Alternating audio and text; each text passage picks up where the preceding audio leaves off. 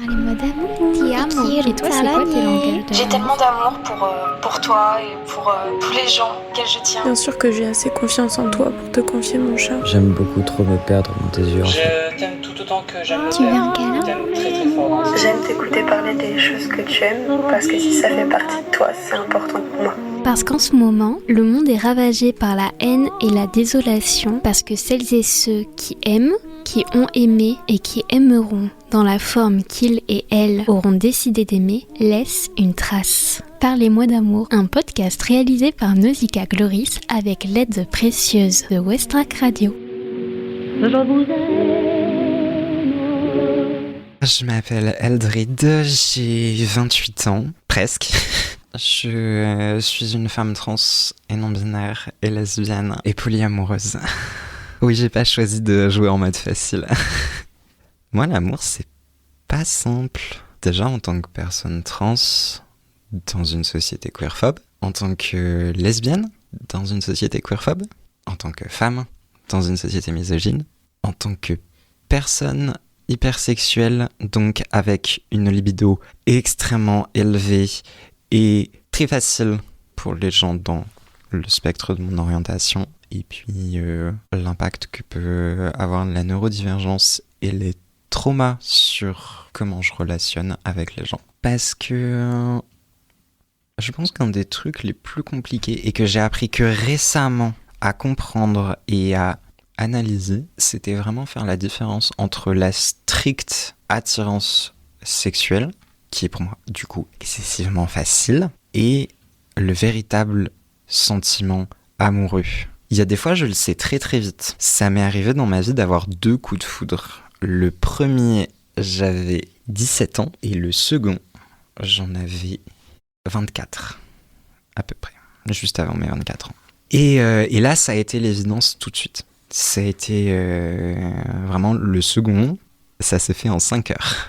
5 heures à parler par Messenger, après avoir rencontré cette personne qui aujourd'hui ma compagne. Et du coup, ça va faire 4 ans. Aujourd'hui, on est le 7 février. Donc, dans 5 jours, le 12 février, ça va faire 4 ans que je suis avec elle. Alors déjà, c'est la plus longue relation que j'ai jamais eue. La relation la plus... Comment dire ça ? En fait, elle m'a fait comprendre tellement de choses. Et des fois, d'ailleurs, c'est aussi un peu la difficulté entre... Vraiment faire la différence entre ce que elle m'a fait comprendre et ce que j'ai compris avec ma psy, puisque j'ai commencé ma psychothérapie il y a à peu près 3 ans, donc il y a beaucoup de choses à déballer et à digérer, etc. Mais par exemple, déjà, c'est elle qui m'a fait comprendre que j'avais été victime de maltraitance infantile. Ça impacte dans les relations amoureuses, parce qu'il y a des techniques de survie qu'on adopte avec son bourreau, quand on les transfert dans une relation amoureuse, dans une relation de couple, ça marche pas bien. Ça marche pas bien du tout. Donc il a fallu désapprendre, ou alors apprendre à ne pas avoir recours à ces stratégies au sein du couple. Mais du coup, ouais, c'est pas facile quand en plus il y a vraiment cette idée dans la culture, dans les médias, que une attirance romantique, ça équivaut forcément à une attirance sexuelle. Et réciproquement. J'ai beaucoup grandi avec cette idée-là, ou plutôt, le début de ma vie sentimentale a été très impacté par ce qu'on appelle l'allonormativité, c'est-à-dire, justement, ce dont je viens de parler, cette injonction à la sexualité dans la romance et à la romance dans la sexualité. Il y a une autre personne qui m'a beaucoup aidé aussi par beaucoup de discussions à justement ce que c'est l'amour, parce que j'ai l'impression que c'est un sujet qui la passionne beaucoup, au point que cette personne en fasse un podcast. Et c'est toi, Nausicaa, puisque du coup on se connaît depuis 2019, quelque chose comme ça, un peu à la grande époque de Nurchid Même de Meuf, à la naissance de Nurchid Nouklou, puisque c'est là aussi où on a commencé beaucoup à discuter et à faire connaissance. C'est là aussi où j'ai développé à l'époque un crush sur toi. Ah. et où bah, les choses ont évolué, mais où, genre, je sais que, genre, en plus, je sais qu'à l'époque, je te l'avais avoué texto, et qu'on en a reparlé, genre, 1 an ou 2 plus tard, et tu m'as dit, toute surprise, quoi, mais t'avais eu un crush sur moi? J'étais en mode, mais putain, je te l'ai dit texto, genre, je vois pas comment j'avais pu faire les choses plus claires. Je dis rien parce que ça m'est arrivé aussi, et je veux dire, t'étais pas sur Nurshi no Clue pour rien. C'est drôle parce que dans un épisode précédent, j'ai expliqué à une jeune femme qu'elle était no Clue. Donc ça fait un peu rebond entre les épisodes, j'adore. Incroyable. Mais peut-être qu'il faut expliquer ce que c'est un Nurshi en fait pour les personnes qui ne connaissent pas, parce que nombreux et nombreuses sont celles qui ne savent pas ce que c'est. Exactement. Alors, je pense que c'est à peu près entre 2017 et 2022 ou 2023 sur Facebook. Donc sur Facebook, il y a la possibilité de créer des groupes où on se retrouvait autour de différents sujets. Et Nurshi, en fait, c'est le verlan de Shiner. Et en fait, il y a eu littéralement des milliers de groupes Nurshi, mais sur tous les sujets possibles et imaginables. Je pense que le premier était Nurshi de mèmes, si ma mémoire est bonne, et où en fait, bah, du coup, c'était un endroit où les internautes se retrouvaient pour partager des mèmes, que ce soit des mèmes qu'ils ont trouvés ailleurs sur le grand monde de l'internet, ou que ce soit leur propre création. C'est un petit monde de Facebook qui était très dominé par les hommes. Et de fait, il y a eu un Nurshi de mèmes de meufs où du coup, là, en fait, les hommes cisgenres n'avaient pas le droit de poster sur ce groupe, que justement pour contrebalancer en fait tous ces autres espaces où ils étaient dominants, là, ils avaient le droit d'interagir dans les commentaires, mais ils n'avaient pas le droit de poster leur propre création. Et là, vraiment, les femmes mémeuses et minorités de genre étaient encouragées à poster leur création. J'en ai été modératrice de ce Nurshi, et il a atteint les plus de 20 000 membres. Moi, j'ai été modératrice pendant quelques mois. À l'époque, il y avait 11 000 membres et on avait atteint les 15 000 quand je suis partie de la modération. Et j'y faisais aussi beaucoup de pédago féministes, parce que ça faisait pas très longtemps que j'avais fait mon coming out trans, mais j'étais déjà j'avais déjà développé un intérêt spécifique pour le féminisme, et notamment le féminisme contemporain. Et du coup, je lisais et beaucoup j'écoutais, et du coup, je faisais des mèmes et je faisais de la pédago féministe. Du coup, il y a eu un moment où j'étais un peu connu dans le même game. Ça m'a attiré, je crois, une certaine popularité. À un point d'ailleurs qu'il y avait vraiment un moment où, ce qui pouvait être gênant, c'est que, alors moi je capte rien quand on flirte avec moi. Je suis pas seul en ce cas-là, n'est-ce pas, Nausicaa? En fait, c'est-à-dire que oui, du coup, il y a eu vraiment, en fait, un moment où, même si j'avais pas de page ou quoi que ce soit, dans cette petite espace d'internet, j'étais presque devenu une personnalité publique, et du coup, en fait, il pouvait y avoir des gens qui désiraient l'image qu'ils se faisaient de moi, Eldrid, cette meuf trans un peu grande gueule qui fait des mèmes et qui connaît la plupart des analyses et rhétoriques féministes sur le bout des doigts, et pas pour la personne que j'étais derrière, et qui idéalisait aussi cette image qu'ils avaient. Parce que je suis loin d'être une personne parfaite. J'ai mes défauts. Vivre avec moi, c'est pas forcément un cadeau. Genre, ma santé mentale, elle est pas terrible. Et ça n'a rien à voir avec ma transidentité, beaucoup plus avec les traumas d'enfance. Mais idéalisation entre l'image publique et la différence avec la vraie personne derrière, ben étape. Et aussi, vraiment à cette époque, 2019-2020, en fait, je venais de commencer ma transition médicale. Et du coup, pour la première fois en 22 ans, je me sentais bien dans mon corps et je me trouvais belle. Et du coup, j'avais confiance en moi. Et sauf que j'avais toujours aucune idée de ce que c'était la différence entre l'attirance purement sexuelle et l'attirance romantique teintée de sexualité. De façon un petit peu paradoxale aussi, j'ai eu des relations avec pas mal de personnes sur le spectre asexuel, donc avec peu ou pas de libido, ou avec un désir sexuel qui était très conditionné. Et sans vraiment trop de problèmes, voire sans problème du tout en fait, parce que pour le coup, juste de la communication claire, et aussi tout simplement un truc qui s'appelle la capacité à se retenir, parce que vraiment, c'est pas parce que t'as un désir sexuel qui est quasi permanent en fait, qui soit juste présent de façon générale ou dirigé envers une personne, et très intense, c'est un peu un spoiler. Mais on peut se retenir. Je vous jure, c'est vrai. Je vous jure, c'est vrai, c'est possible. Est-ce que aujourd'hui tu fais un petit peu plus la différence entre l'attirance romantique, l'attirance sexuelle et l'attirance autre? Oui, énormément. Alors, je pense que une des premières révélations que j'ai eues, c'est justement, du coup, cette amoureuse qui s'appelle Suzanne, que j'ai rencontrée du coup en 2020 et avec qui je suis aujourd'hui, qui m'a dit un jour, mais Eldrid, tu sais que c'est pas parce qu'une personne te plaît de façon générale, parce que tu apprécies cette personne sur le plan émotionnel, etc. C'est pas parce que cette personne te plaît que t'es obligé de te mettre en couple avec elle. Tu peux être son ami. Et ça a fait un peu une explosion nucléaire dans ma tête. J'étais en mode, mais bon sang de bois, mais c'est vrai. Et en plus, c'était d'une évidence... ça apparaît évident à beaucoup de gens. Techniquement, ça l'était pour moi aussi, puisque j'avais des amis, et même des amis platoniques, et même que ça composait l'écrasante majorité de mes amis. Voilà, genre c'était un fait qui était sous mes yeux. Et c'était pas non plus quelque chose qui pourrait se rapprocher par exemple de la fuck zone. La fuck zone, en gros, c'est quand une personne, généralement des hommes cisgenres, ils vont s'intéresser, s'ouvrir émotionnellement à une personne, généralement une femme, mais en fait s'ouvrir à eux, se montrer vulnérable, etc. Mais en fait dans le seul but d'avoir de la sexualité avec elle et rien d'autre. Et du coup, moi c'est pas du tout dans cette optique-là, c'est juste que j'appréciais de façon complètement honnête et de tout mon cœur ces personnes.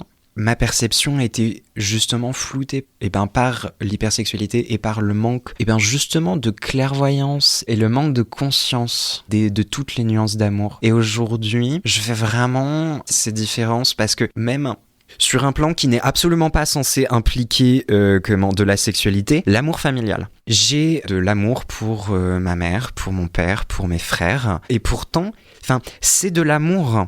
Mais ce n'est ni de l'amour romantique, et ce n'est certainement pas une attirance sexuelle. Et autant je peux avoir de l'attirance sexuelle pour mes amis, moi ça ne me dérange absolument pas d'avoir de la sexualité avec mes amis. Genre ça ne change absolument rien à la façon dont je les considère. Aujourd'hui, c'est vraiment complètement détaché pour moi la sexualité de la romance. Non seulement parce que j'ai eu des relations amoureuses avec des personnes ace, mais aussi parce que j'ai eu des relations sexuelles avec des amis. Et vraiment, aujourd'hui, c'est deux choses qui sont complètement et radicalement séparées, qui n'ont plus aucune influence l'une sur l'autre. J'avoue que c'est aussi un peu aidé par le fait que je pratique la non-monogamie éthique, c'est-à-dire assumer avec honnêteté et transparence que oui, on peut avoir un désir sexuel et ou romantique pour plusieurs personnes à la fois et la possibilité d'explorer ses sentiments, ses émotions, ses désirs de façon honnête, de façon communiquée et consentie avec ses partenaires. Et la non-monogamie éthique, ça prend plein de formes, ça peut être le couple libre, ça peut être le polyamour, ça peut être l'échangisme, plein de façons de faire, ça peut être la polygamie. La notion clé, c'est, encore une fois, le consentement et l'honnêteté. Et du coup, moi je pratique un polyamour qui a été hiérarchique à un moment et redevient égalitaire dernièrement, mais qui est surtout et depuis toujours ouvert. C'est-à-dire que à partir du moment où je m'assure que c'est ok pour tout le monde, j'ai la possibilité d'avoir des coups d'un soir, des sex friends, d'avoir des relations sexuelles avec des amis, d'avoir d'autres amours aussi. L'amour est multiple. L'amour est multiple, il y a aussi reconnaître que ce soit dans le schéma monogame exclusif ou le schéma de la non-monogamie éthique, du polyamour, chaque relation est unique. On n'aime pas deux personnes de façon identique, ça n'est pas possible. Et ça, je l'ai même compris à l'époque où j'étais encore dans des relations monogames et exclusives, c'est que... deux histoires d'amour n'ont rien à voir. Il peut y avoir effectivement des similitudes, des points communs, mais tout simplement, ce sont des connexions interpersonnelles avec deux individus différents. Donc ça ne peut pas être pareil. Ça ne peut pas. Est-ce que tu es heureuse en amour en ce moment ? Oui, très. J'ai dû deal avec une ancienne relation extrêmement toxique dans le cadre du polyamour. C'est une personne en fait qui a essayé de me couper de mon polycule. Donc le polycule, c'est l'ensemble des personnes avec lesquelles une personne polyamoureuse relationne. Donc elle a essayé de me couper de mon polycule pour me récupérer pour elle toute seule. Et du coup, ça a fait des traumas à réparer. Des traumas pour moi, pour mes partenaires. Et du coup, j'ai mis du temps à retourner sur la scène du dating parce qu'il y a maintenant un peu la confrontation entre l'hypersexualité où je suis toujours physiquement attiré par beaucoup de gens. Et de l'autre, il y a mon petit cerveau trauma qui est en mode les nouveaux gens, c'est dangereux. Du coup, maintenant, je prends aussi beaucoup plus le temps d'apprendre à connaître les personnes, d'apprendre à prendre le temps de baisser ma garde, de montrer mes vulnérabilités. J'ai appris à me protéger émotionnellement, quelque chose que je ne faisais pas du tout avant. Et est-ce que tu t'aimes ? Il y a des fois, je me saoule un peu, mais oui, je m'aime beaucoup. Il peut y avoir des choses du passé que je regrette et que je regretterai probablement jusqu'à mon dernier souffle, mais j'aime la personne que je suis aujourd'hui.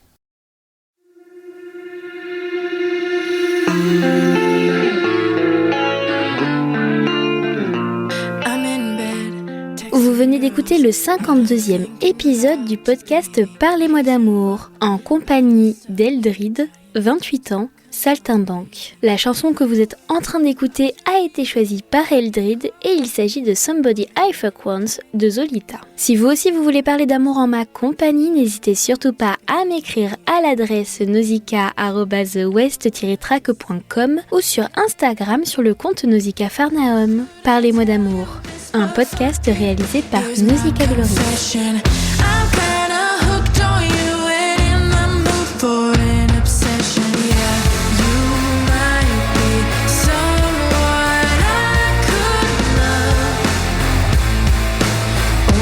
Just somebody I fucked once. Somebody I fucked once. Second date, kinda hate that I have to act like I don't know your life in and out from your Instagram account. If it were up to me, I'd be calling you mine already, but you're not.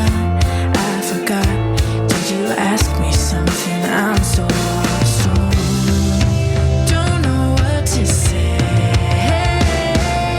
Probably shouldn't tell you this, but fuck it, here's my confession. I'm kinda hooked on you and in the mood for an obsession. Yeah, you might be someone I could love, or you're just somebody I fucked once.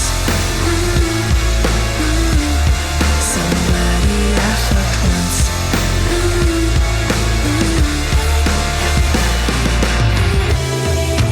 Don't know what to say, but I better find a way. 'Cause I'm honestly not okay at the thought that you might be somebody else's girl someday. Probably shouldn't tell you this, but fuck it, here's my confession. I'm kinda hooked on you and in the mood for an obsession. Yeah, you might be someone I could love, or you're just somebody